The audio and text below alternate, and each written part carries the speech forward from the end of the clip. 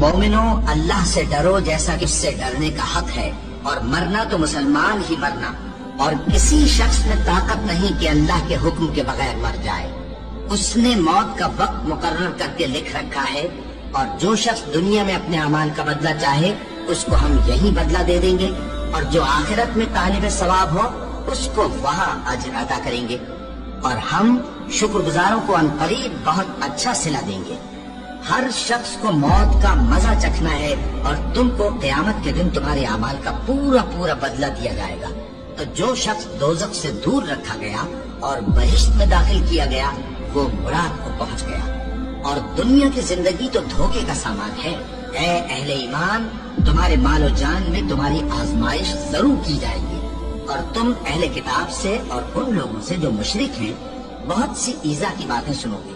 تو اگر صبر اور پرہیزگاری کرتے رہو گے تو یہ بڑی ہمت کے کام ہے۔ اور کاش تم ان ظالم یعنی مشرک لوگوں کو اس وقت دیکھو جب موت کی سختیوں میں مبتلا ہو اور فرشتے ان کی طرف ہاتھ بڑھا رہے ہوں کہ نکالو اپنی جانیں۔ آج تم کو ذلت کے عذاب کی سزا دی جائے گی، اس لیے کہ تم اللہ پر جھوٹ بولا کرتے تھے اور اس کی آیتوں سے سرکشی کرتے تھے۔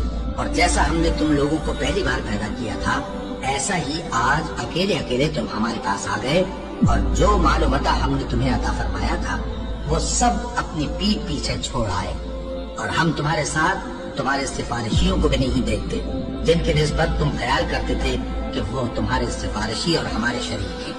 آج تمہارے آپس کے سب تعلقات منقطع ہو گئے، اور جو دعوے تم کیا کرتے تھے سب جاتے رہے۔ ان فرشتوں کی قسم جو ڈوب کر کافروں کی جان کھینچ لیتے ہیں، اور ان کی جو مومنوں کی جان آسانی سے نکالتے ہیں۔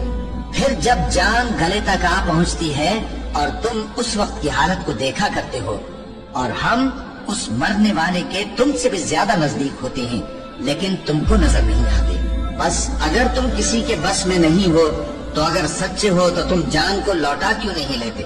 ہم نے تمہارے لیے موت کو مقرر کر دیا ہے، اور ہم اس بات سے عاجز نہیں۔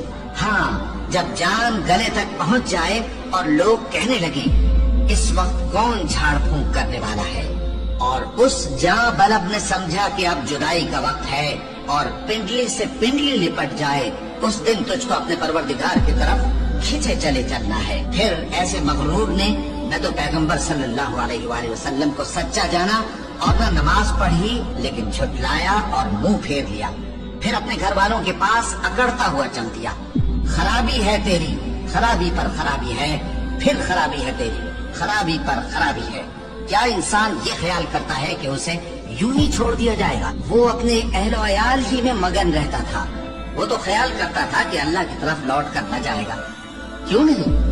اس کا پروردگار تو اس کو دیکھ رہا تھا۔ سو میں شام کی سرخی کی قسم کھاتا ہوں، اور رات کی، اور جن چیزوں کو وہ اکٹھا کر لیتی ہے ان کی، اور چاند کی جب وہ پورا ہو جائے کہ تم لوگ درجہ بدرجہ ضرور چڑھو گے، اور موت کی بے ہوشی حقیقت کھولنے کو طاری ہو گئی۔ اے انسان، یہی وہ حالت ہے جس سے تو بھاگتا تھا۔ سن رکھو کہ جو کچھ آسمانوں اور زمین میں ہے سب اللہ ہی کا ہے۔ سن رکھو کہ اللہ کا وعدہ سچا ہے، لیکن اکثر لوگ نہیں جانتے۔ وہی جان بخشتا اور وہی موت دیتا ہے، اور تم لوگ اسی کی طرف لوٹ کر جاؤ گے۔